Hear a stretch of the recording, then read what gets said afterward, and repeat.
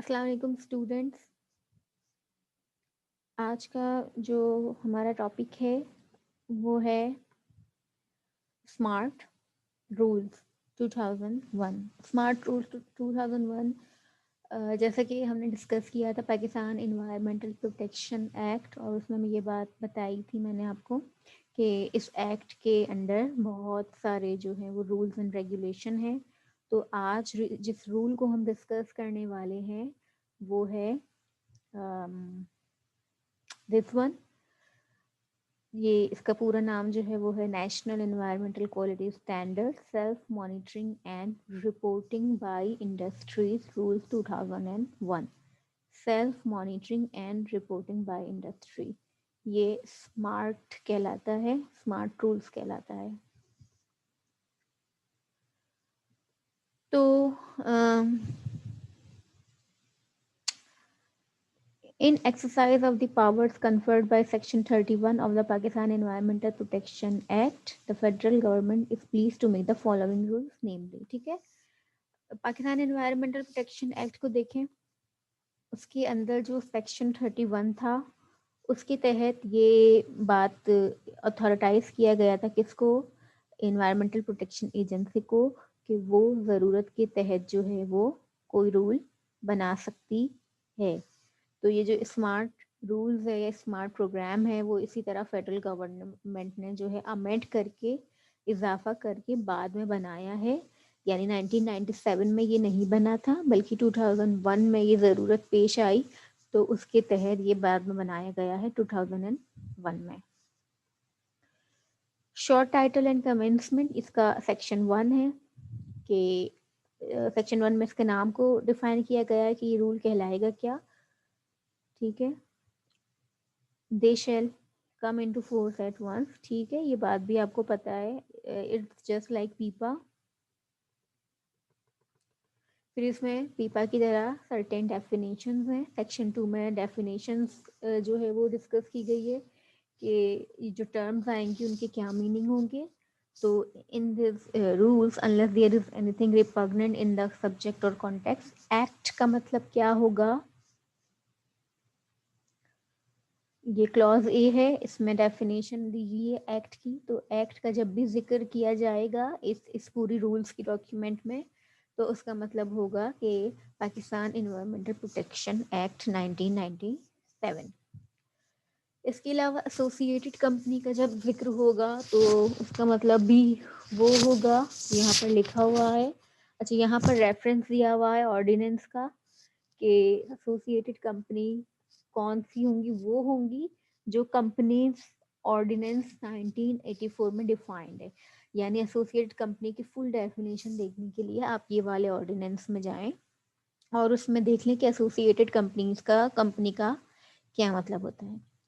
Certified environmental laboratory, इसका मतलब है means an environmental laboratory which has been granted certification under the Pakistan environmental protection agency certification of environmental laboratories regulation 2000। इस बात का मतलब ये है कि सर्टिफाइड इन्वायरमेंटल लेबोरेटरी क्या है, वो लेबोरेटरी जिसे सर्टिफिकेशन मिल गई हो किसकी तरफ से, पाकिस्तान इन्वायरमेंटल प्रोटेक्शन एजेंसी की तरफ से सर्टिफिकेशन मिल गई हो, और किसके तहत मिली हो, इस वाले रूल के तहत मिली हो। और वो रूल कौन सा है, रेगुलेशन कौन सा है, certification of environmental laboratories regulation 2000। इस रेगुलेशन के तहत इन्वायरमेंटल प्रोटेक्शन एजेंसी ने जिस लेबोरेटरी को सर्टिफाई कर दिया हो वो लेबोरेटरी सर्टिफाइड इन्वायरमेंटल लेबोरेटरी कहलाएगी। ये जो रूल है सर्टिफिकेशन ऑफ इन्वायरमेंटल लेबोरेटरी, ये मैंने असाइनमेंट में दिया है कुछ स्टूडेंट्स को, जो उसके ऊपर डिटेल में बात करेंगे कि कौन सी लेबोरेटरी होगी जिसे सर्टिफाई किया जा सकता है, कैसे किया जाएगा। ठीक है, director general mean the director general of the federal agency.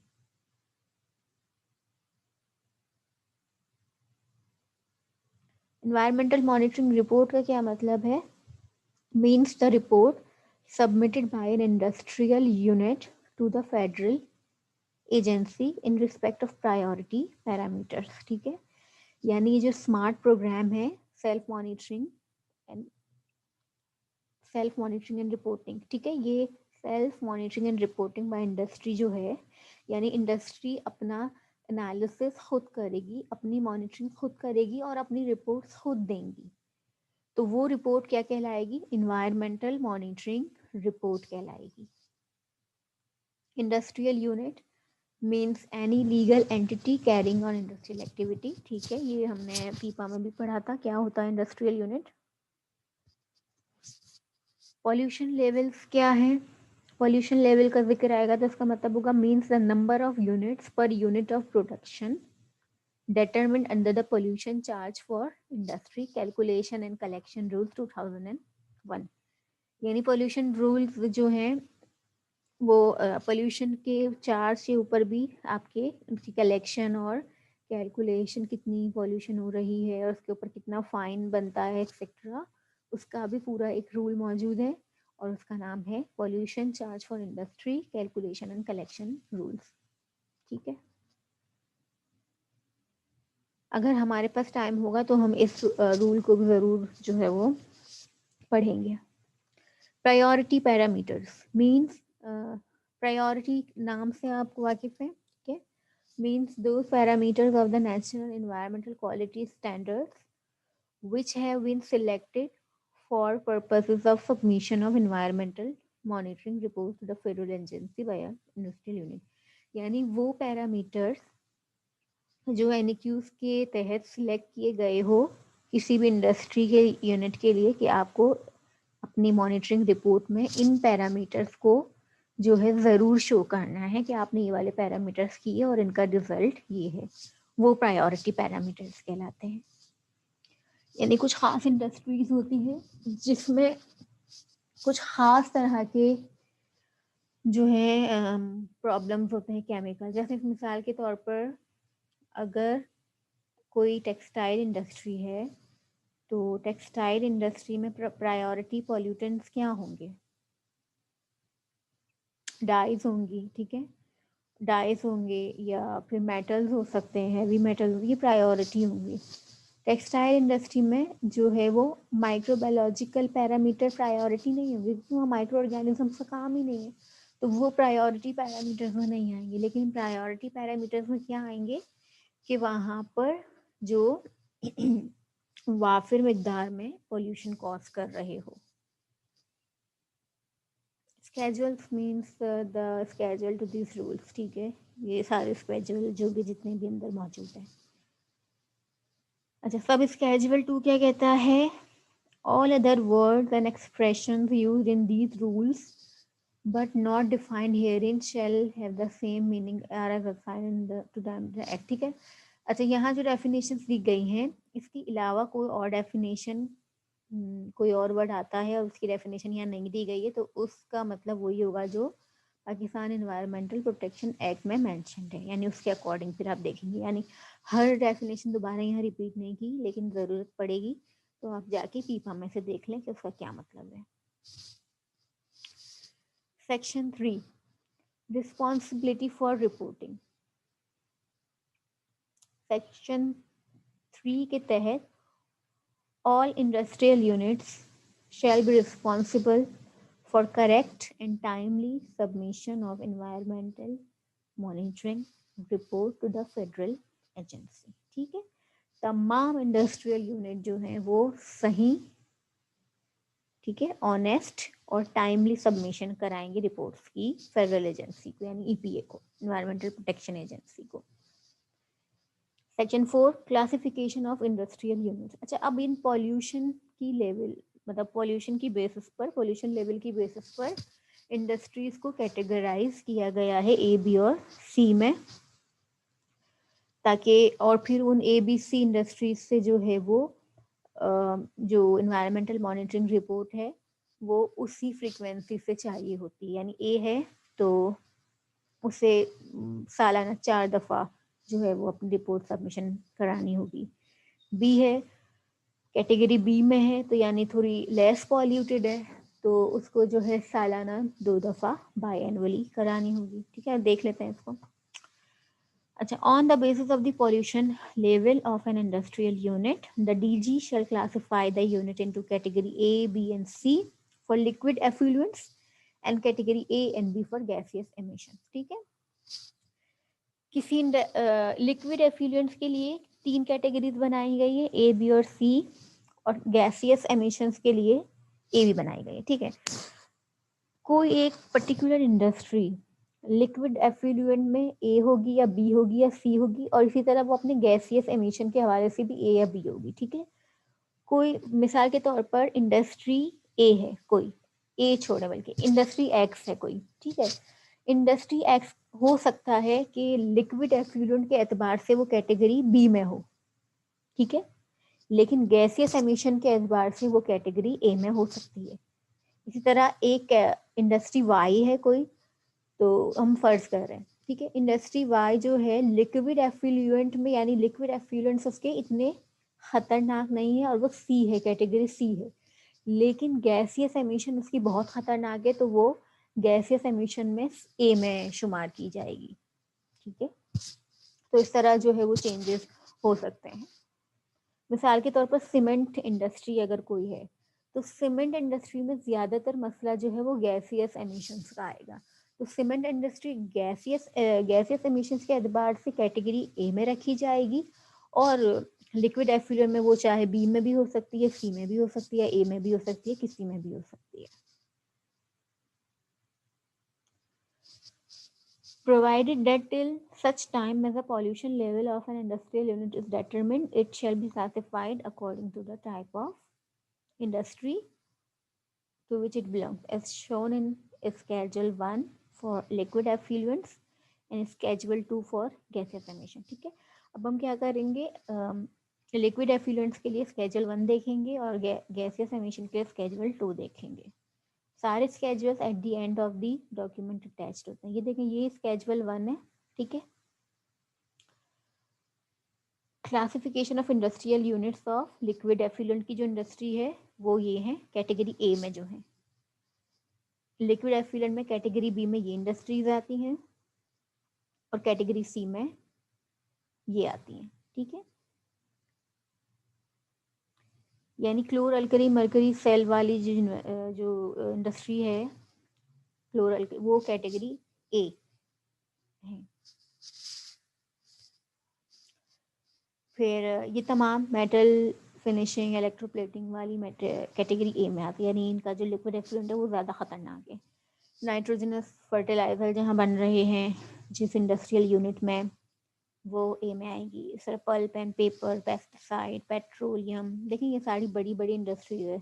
Steel, synthetic fibre, tanning and leather finishing, textile, pigments and dyes, thermal power plants, oil fired and coal fired, वो थर्मल पावर प्लांट जो oil और coal पे चल रहे हैं, तो उनका liquid effluents बहुत ख़तरनाक है। Rubber products, paint, varnishes and liquids, pesticides, printing, oil gas production, petrochemical etcetera, तो ये सब ए में है। बी में आपकी देखें जो थोड़ी ऑर्गेनिक टाइप इंडस्ट्रीज हैं, थोड़ी लेस पॉल्यूटिंग है, जैसे डेयरी इंडस्ट्री है, फ्रूट एंड वेजिटेबल प्रोसेसिंग है, ग्लास मैन्युफैक्चरिंग है, sugar, detergent, photographic, glue manufacture, oil and gas exploration, यहाँ पर ऑयल एंड गैस प्रोडक्शन ए में, कैटेगरी ए में क्या है, ऑयल एंड गैस प्रोडक्शन है, और यहाँ पर एक्सप्लोरेशन है। ठीक है, थोड़ा सा लेस पॉल्यूटिंग प्रोसेस है। इसके बाद thermal power plant, gas fired, thermal power plants यहाँ भी थे कैटेगरी ए में, लेकिन वो थे ऑयल और कोल पर, और ये वाला किस पर पावर प्लांट चल रहा है, गैस पर। तो ये बात आपको भी पता है कि जो गैस पर होते हैं वो कम पॉल्यूशन क्रिएट करते हैं, और जितना आप सॉलिड फ्यूल की तरफ जाएंगे वो ज़्यादा पॉल्यूटिंग होगी। इसी तरह vegetable oil and ghee, woollen mills, plastic materials and products, would and cork products, तो ये सारी थोड़ी सी लेस पॉल्यूटिंग है, तो इनको कैटेगरी बी में रखते हैं। इसी तरह कैटेगरी सी है, ये और लेस पॉल्यूटिंग है, इनका लिक्विड एफ्लुएंट जो है वो और जो है कदरे बेहतर होता है बी और ए के मुकाबले में। तो कौन सी, pharmaceutical formulation industry, not production, formulation industry. इसी तरह marble crushing and cement industry, देखें सीमेंट सी में आ रही है, यानी सीमेंट का जो है वो लिक्विड एफ्लुएंट्स इतना खतरनाक नहीं होता। ठीक है, अब ये स्केजुअल 2 है, इसमें गैसियस इंडस्ट्रीज को है जो वो कैटेगराइज किया गया है। गैसियस में हमारे पास सिर्फ 2 कैटेगरीज होती हैं, ए एंड बी। तो ए में आप ये देखें, ए में सीमेंट है, यानी गैसियस एमिशन के हवाले से सीमेंट इंडस्ट्री नंबर 1 पर लिखी हुई है, जबकि लिक्विड एफ्यूलेंट में ये कैटेगरी सी में थी, लेकिन गैसियस एमिशन में ये कैटेगरी ए में आती है। Glass manufacturing, iron and steel, nitrogenous, इन सब के ऑयल एंड गैस प्रोडक्शन, ठीक है, ऑयल एंड गैस प्रोडक्शन हो रही है तो उसका गैसियस एमिशन ए कैटेगरी में आएगा। Petroleum refining, pulp and paper, thermal power plants, coal and oil based, यानी थर्मल पावर प्लांट जो है वो लिक्विड में भी ए में आ रहा है और गैस में भी ए में आ रहा है, यानी उसका लिक्विड एफ्लुएंट भी खतरनाक है और गैसियस भी बहुत खतरनाक है। Boilers, ovens, furnaces and kilns, ब्रिकल्स, और ये सब कुछ ए में आ रहा है। कैटेगरी बी में आपकी sugar, textile, floor alkali, dairy, fruit, vegetable, metal finishing, boilers, ठीक है। अच्छा, हर हर कैटेगरी में आखिर में ये पॉइंट लिखा हुआ है कि any other industry to be specified by federal और प्रोविंशियल, ठीक है। ये हुर्फ आखिर नहीं है, यानी इसमें इजाफे होते चले जाएंगे जैसे जैसे फेडरल और प्रोविंशियल एजेंसी जो है अपने सर्वेज और सब कुछ काम करेगी तो वो इसमें इजाफा कर सकती हैं। तो ये हो गया ए, बी और सी। अब ये ए, बी, सी क्यों बनाई गई है और उससे क्या होगा उसको यहाँ देखते हैं, ठीक है। हमने स्केजुअल 1 और स्केजुअल 2 देख लिया। अब ये जो कैटेगरी ए इंडस्ट्रियल यूनिट्स हैं तो उन्हें क्या करना होगा,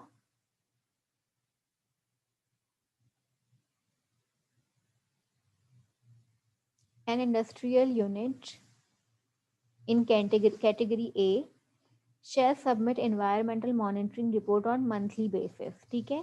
हर महीने जो है वो ये जो भी कैटेगरी ए वाली इंडस्ट्रीज थी लिक्विड वाली, वो क्या करेंगी, मंथली बेसिस पर अपनी जो है वो रिपोर्ट सबमिशन कराएंगे, यानी हर महीने रिपोर्टिंग होगी, हर महीने मॉनिटरिंग होगी, हर महीने टेस्टिंग होगी और हर महीने जो है वो रिपोर्ट सबमिशन होगी, ठीक है। अब ये कैटेगरी ए, कैटेगरी बी और कैटेगरी सी को बताया गया है। अच्छा, ये ए लिक्विड के लिए भी है और गैस के लिए भी है। तो वो मिसाल के तौर पर ए और बी, ए और दोनों, ए में कौन से कॉमन थी, थर्मल पावर प्लांट वाली, ठीक है। तो वो थर्मल पावर प्लांट जो ऑयल और गैस पे चल रहे, ऑयल एंड कोल पे चल रहे हैं, वो ए में आते हैं, लिक्विड में भी और गैस में भी। तो उनको क्या करना होगा, हर महीने अपनी लिक्विड की रिपोर्ट्स भी सबमिट करानी होगी और अपने गैसियस एमिशंस की भी जो है वो रिपोर्ट सबमिट करवानी होगी। In respect of liquid effluents for priority parameter listed in column 3 of table of schedule 3, liquid effluent के लिए प्रायोरिटी पैरामीटर्स दिए गए हैं, वो 3 में देख लें। इसी तरह गैसियस एमिशन के लिए प्रायोरिटी पैरामीटर्स टेबल बी में दिए गए हैं, स्केजुअल 3 में देखें। तो हम स्केजुअल 3 में चलते हैं। ये स्केजुअल 3 का टेबल ए है। तो ये लिक्विड पैरामीटर्स के ये इंडस्ट्री है और ये इनके प्रायोरिटी पैरामीटर्स दिए हुए हैं। Priority parameter for normal plant condition to be reported on monthly basis.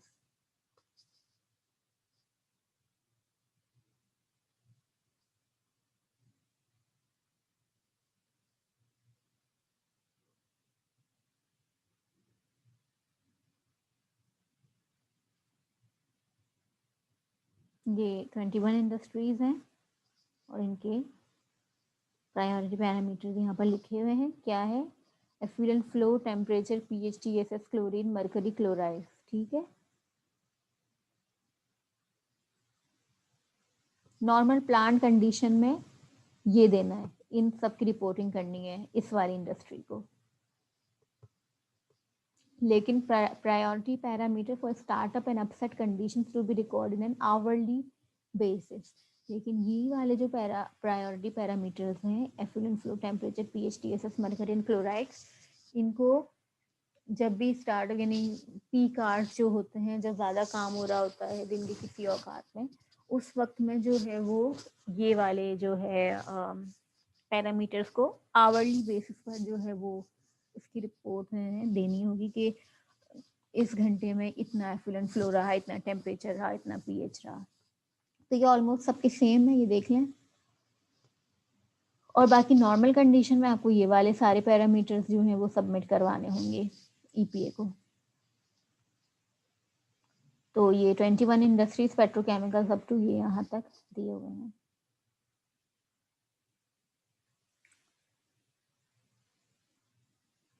अच्छा, industries using chromium in its cooling water system will also report chromium trivalent hexavalent. ठीक है, जो इंडस्ट्री क्रोमियम को यूज़ कर रही है वो प्रायोरिटी पैरामीटर्स के अलावा उस क्रोमियम की भी जो है वो रिपोर्ट्स देंगे।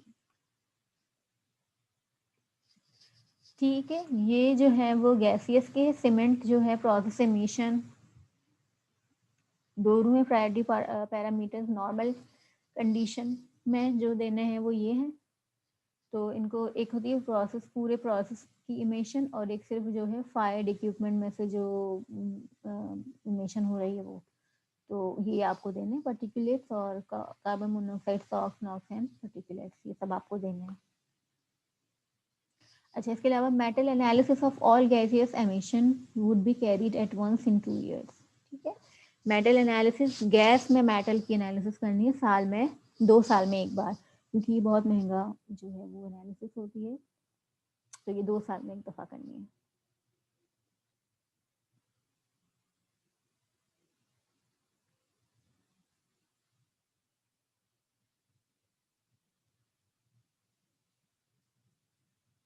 अच्छा, ये कैटेगरी बी के हैं। गैसियस एमिशन के हवाले से 2 थी ना, एक monthly basis A category A और ये कैटेगरी बी है। कैटेगरी बी की इंडस्ट्री और उनके प्रायोरिटी पैरामीटर्स यहाँ पर दिए गए हैं।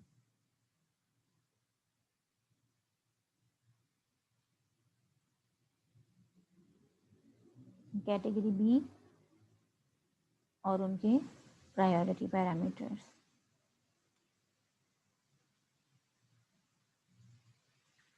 अच्छा, ये priority parameters for monitoring liquid effluent category C में जो इंडस्ट्री आती है उनके प्रायोरिटी पैरामीटर ये हैं कैटेगरी सी के।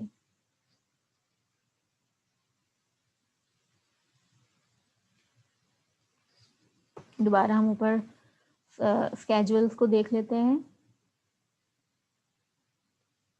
सेक्शंस। अच्छा, सेक्शन 5 हमने डिस्कस कर लिया। ठीक है, अच्छा, an industrial unit in category A shall maintain a record of the times during which startup and upset conditions occur and shall maintain the local time elapsed in such conditions in monthly। ये वही बात है कि वो कौन सा time होगा जो अपसेट या स्टार्टअप कंडीशन होगी जिसमें जो है वो ज़्यादा से ज़्यादा आपकी क्वांटिटी आ रही होगी और कम से कम क्वांटिटीज आ रही होंगी पॉल्यूटेंट्स की। Category B industrial units. ठीक है, कैटेगरी बी की इंडस्ट्रियल यूनिट को क्या करना है, an industrial unit in category B shall submit environmental monitoring report on quarterly basis, यानी साल में 4 दफ़ा। कैटेगरी ए वाली साल में हर महीने रिपोर्ट जमा कराएंगी, और कैटेगरी बी वाली जो इंडस्ट्रियल यूनिट्स हैं, चाहे वो लिक्विड हो चाहे वो गैसियस हो, वो साल में 4 दफ़ा रिपोर्ट जमा कर पाएंगे। In respect of liquid effluent for priority parameters listed in, ये हमने देख लिया। ठीक है, टेबल ए को देख चुके हम नीचे स्केजुअल 4 में, जिसमें industrial category B industrial unit के प्रायोरिटी पैरामीटर्स लिखे हुए थे, और गैस के भी, गैसियस एमिशन के भी हम देख के भी आ चुके हैं। कैटेगरी सी इंडस्ट्रियल यूनिट्स, इसके भी हमने प्रायोरिटी पैरामीटर्स जो हैं वो स्केजुअल 5 में देख लिए।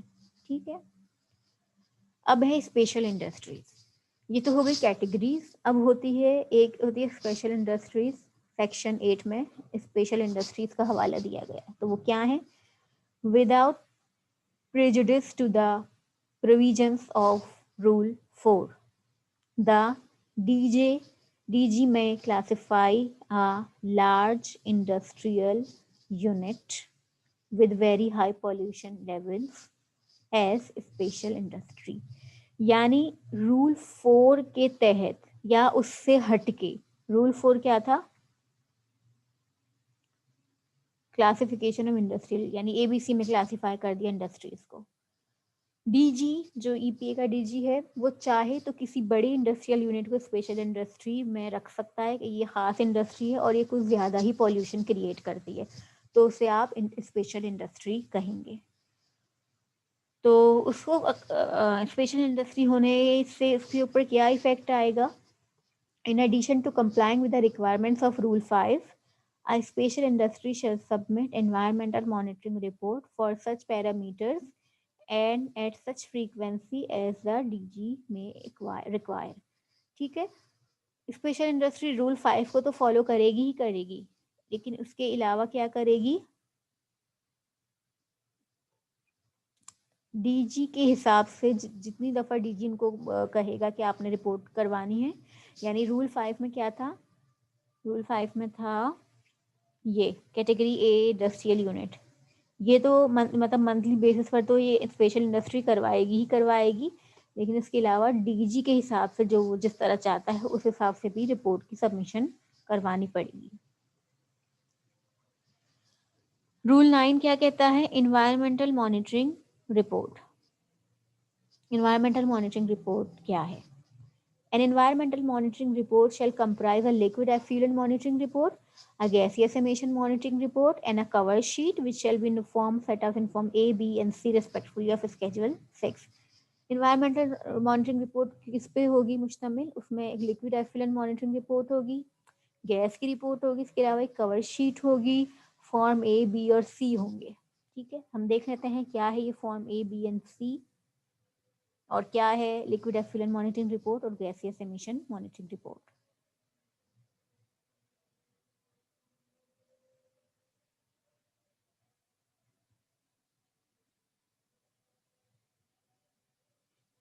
ठीक है, ये है स्केड्यूल 6 और उसका फॉर्म ए। ये देखें, liquid effluent monitoring report, smart plant database. ये जो है ईपीए की वेबसाइट पर लॉगिन कर कर हर इंडस्ट्री का अपना पोर्टल होगा और वो जाकर उसमें लॉगिन करेगी और इस तरह वहाँ पर एक फॉर्म मौजूद होगा, उसे ऑनलाइन फिल करेगी। बहुत आसान है, देखें लेबॉर्ट्री जहाँ से करवाया उसका नाम, एड्रेस, रिपोर्टेड डेटा वगैरह। इसके अलावा सैम्पलिंग इंफॉर्मेशन जो है वो होगी। इसके अलावा सैम्पल एनालिसिस, अमोनिया की कितनी मिकदार आई मिलीग्राम्स पर लीटर, सब कुछ लिखा हुआ है। आपने सिर्फ इसमें जो है वो डिजिट्स ऐड करने हैं। ये फॉर्म, दिस इज फॉर्म ए। ठीक है, ये जाएगा साथ में इन्वायरमेंटल मॉनिटरिंग रिपोर्ट में, ये शामिल होगा फॉर्म ए। इसी तरह ये फॉर्म बी है गैसियस के लिए, इसमें भी इसी तरह अमोनिया कितना है और एक्सेट्रा। ठीक है, इसके अलावा फॉर्म सी साथ में जाएगा। ये कवर शीट है, इसमें कंपनी के जो है वो अपनी इंफॉर्मेशन होगी सारी कि कंपनी का नाम क्या है, एड्रेस क्या है, डेजिग्नेशन, कौन कर रहा है, ये सब कुछ, प्लांट कौन से प्लांट की इंफॉर्मेशन दी गई, टाइप।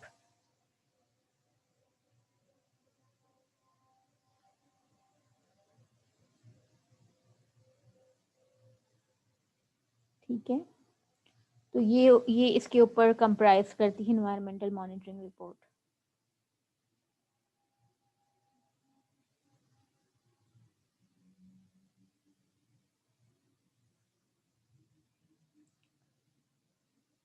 तो ये हमने डिस्कस कर लिया। All measurements of priority parameters contained in the EMR submitted by an industrial unit shall be based on the test reports of a certified environmental laboratories। Test report लगानी होगी साथ में, सर्टिफाइड एनवायरमेंटल जो भी laboratory है, जैसे for example हमारे पास एक लेबॉर्ट्री PCSIR, तो it's an environmental certified laboratory है, तो वहाँ के टेस्ट लगाने होंगे, reports and attested copies of such results shall be attached with the EMR। ठीक है, attested copies उन results की लगेगी। Provided that such certified environmental laboratories shall not be part of और एन एसोसिएटेड कंपनी और associated undertaking of the said industrial unit. ठीक है, देखें सर्टिफाइड एनवायरमेंटल लेबोरेटरी का कोई जो है वो बिल्कुल गैर जानिबदार हो, यानी उसका किसी भी तरह से कोई ताल्लुक उस पर्टिकुलर इंडस्ट्री से ना हो, यानी इसके शेयर्स वेयर्स ना खरीदे हुए हो या वो एसोसिएटेड कंपनीज में ना हो, इनके दरमियान कोई ताल्लुक ना हो, बिल्कुल गैर जानिबदार हो, ताकि जो है वो ट्रांसपेरेंसी आए उनके एनालिसिस में और रिजल्ट्स में, कोई धोखा ना हो सके कहीं पर। अच्छा, सब रूल 3 के हिसाब से the gaseous emission report shell cover the priority parameter listed in schedule 7 and shall include every 2 years metal analysis of the gaseous emission. ठीक है, ये हम बात कर चुके हैं। अच्छा, स्केड्यूल 4 को, स्केड्यूल 7 को भी देख लें, उसके अंदर जो प्रायोरिटी पैरामीटर्स दिए गए हैं ये भी जो है साथ में लगे हुए होने चाहिए। एमिशन सोर्स से बॉयलर्स जो चल रहे हैं या किलेंस जो चल रहे हैं उस पे प्रायोरिटी पैरामीटर्स ये वाले हैं, ये भी साथ में लगेंगे उस रिपोर्ट के। तो ये सब कुछ जो आखिरी के स्केड्यूल है ये सब लगेगा, form C, form B, form A, और उसके अलावा tested copies of the results from environmental certified laboratory. Rule 10 क्या कहता है? Sampling, testing and analysis. Sampling, testing and analysis of effluents, gaseous emissions and waste shall be carried out in accordance with the environmental samples rules 2001। अब ये जो industry में जो monitoring हो रही है उसके लिए जो सैम्पलिंग, टेस्टिंग और एनालिसिस हो रही है वो इन्वायरमेंटल सैंपल रूल्स 2001 के तहत सैम्पलिंग, टेस्टिंग और एनालिसिस होगी। करने वाला कौन है? सर्टिफाइड इन्वायरमेंटल लेबोरेटरी है, लेकिन वो करेगी किसके तहत? वो इन रूल्स को फॉलो करते हुए तमाम सैम्पलिंग, वहाँ से टेस्टिंग और कलेक्शन और एनालिसिस करेगी वहाँ के लिक्विड और गैसियस एमिशन की। I think environmental sample rule भी किसी स्टूडेंट को मिला है एज एन असाइनमेंट, तो वो डिटेल में डिस्कस हो जाएगा। Rule 11, monitoring conditions of EIA approval, environmental impact assessment. EIA को जो है हम डिटेल में देखेंगे। The provisions of these rules shall be in addition to and not in derogation of the monitoring conditions laid down in an EIA approval। देखें, जब EIA approve कराया गया था, यानी उस इंडस्ट्री के बनने से पहले एक EIA किया गया होगा ना, एनवायरमेंटल इम्पैक्ट असेसमेंट किया गया होगा, तो उसके अंदर इस बात की यकीन दहानी कराई गई होगी कि हम लोग जो है वो मॉनिटरिंग वगैरह करेंगे और EPA को मॉनिटरिंग रिपोर्ट जमा करवाया करेंगे। तो वो तो करवानी ही करवानी है, प्लस ये जो स्मार्ट रूल है इसको भी फॉलो करना है। यानी आप ये नहीं कह सकते कि हम स्मार्ट रूल फॉलो कर रहे हैं तो EIA में जो हमने यकीन दहानी कराई थी कि हम मॉनिटरिंग वगैरह करके रिपोर्ट जमा कराएंगे, तो आप उससे बरी जमा नहीं हो सकते। आपको वो भी करना है अपनी जगह पर और स्मार्ट प्रोग्राम को भी फॉलो करना है अपनी जगह पर। Compilation, analysis and management of data. The federal agency shall compile, analyze, and manage the data contained in the EMR with the objective inter alia of enforcing the NEQs and developing an environmental data। अब ये काम EPA का है, वो तमाम industrial data collect करेगी और उसे कंपाइल करेगी, एनालाइज करेगी, मैनेज करेगी, तमाम डाटा को प्रोसेस करेगी और कंट्री का एक इन्वायरमेंटल डेटाबेस बनाएगी। क्योंकि आपको याद हो हमने पढ़ा था कि EPA की रिस्पॉन्सिबिलिटीज में ये भी है कि वो पाकिस्तान के इन्वायरमेंटल डेटा को अप टू डेट रखे और उसकी रिपोर्ट्स गवर्नमेंट को जमा करवाए। तो EPA इस तरह जो है अपना डेटाबेस अप टू डेट रखती हैं क्योंकि उनके पास डिफरेंट इंडस्ट्रीज, डिफरेंट जगहों से डेटा आता रहता है।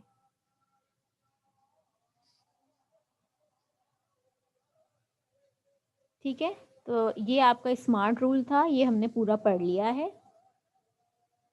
नेक्स्ट टाइम, नेक्स्ट क्लास में हम दूसरे किसी और रूल या रेगुलेशन को डिस्कस करेंगे।